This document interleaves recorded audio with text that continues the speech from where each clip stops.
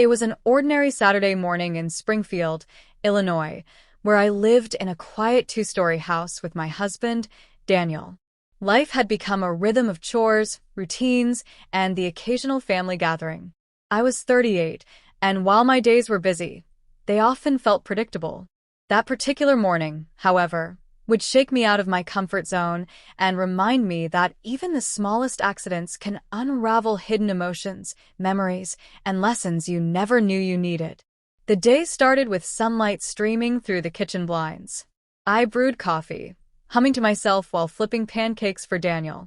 Our neighbors, the Harrisons, had gone out of town for the weekend and asked if we could keep an eye on their son, Ryan, who was 15. He was a polite boy, tall for his age, with that mixture of shyness and curiosity that teenagers carry. Daniel had already left for his weekend shift, so it was just me and Ryan in the house. After breakfast, Ryan retreated to the living room, headphones on, tapping away on his phone. I busied myself with laundry and dishes, grateful for the company, yet also conscious of the responsibility of having someone else's child in my home. By mid-morning, I excused myself to take a quick shower. The bathroom door clicked shut, and I turned on the water, letting the steam wrap around me. It was one of those rare moments where I felt alone and unobserved, where the weight of household tasks lifted off my shoulders. But then, without warning, the doorknob rattled, and before I could react, the door creaked open. Ryan stood there, frozen, eyes wide with horror at what he had just walked into. I let out a startled gasp and quickly grabbed a towel, covering myself. His face turned crimson. "Oh my gosh, I'm so sorry. I didn't know you were in here," he stammered, backing away and slamming the door shut. My heart raced. For a few seconds, I stood still, my breath caught between shock and embarrassment. It wasn't what happened. It was the sheer unexpectedness of it. A teenager, my neighbor's son, had walked in on me in the most vulnerable of moments. I knew he hadn't meant it, but the awkwardness weighed heavy in the air. After gathering myself, I finished quickly and wrapped in my robe before stepping out. Ryan was sitting stiffly on the couch, his hands clasped tightly together, staring at the floor.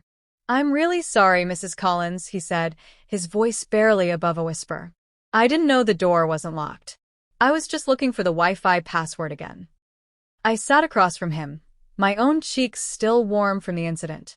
"It's okay, Ryan. Accidents happen. But next time knock, okay?" He nodded vigorously. "Yes, ma'am. I promise." The day carried on, but a strange tension lingered. Every time I walked into the room, Ryan's eyes darted away, and I found myself feeling unsettled too, not because of him, but because of how such a small mistake had pulled me into a flood of thoughts. Thoughts about privacy, trust, and the unpredictability of life. Later in the afternoon, Ryan helped me carry groceries inside. We barely spoke, though his awkwardness was softened by his efforts to be helpful. I realized then that he was probably far more shaken than I was. Teenagers struggle enough with self-consciousness. This was the last thing he needed. That evening, after Daniel came home and Ryan's parents returned, I replayed the moment again in my mind. Not with shame, but with a newfound sense of humility. Sometimes life tests us in small, unexpected ways, not to humiliate us, but to remind us of empathy for others and for ourselves. The incident with Ryan became a strange, but unforgettable memory, one I never shared with anyone else. Over time, it turned into a lesson I carried with me, that even the most awkward moments can open doors to patience, forgiveness, and understanding. And while the world never stops throwing surprises our way, how we handle them defines who we are. I never looked at Ryan the same way again, not with discomfort, but with the recognition that he was just a boy learning his way in the world. And I, too, was still learning mine.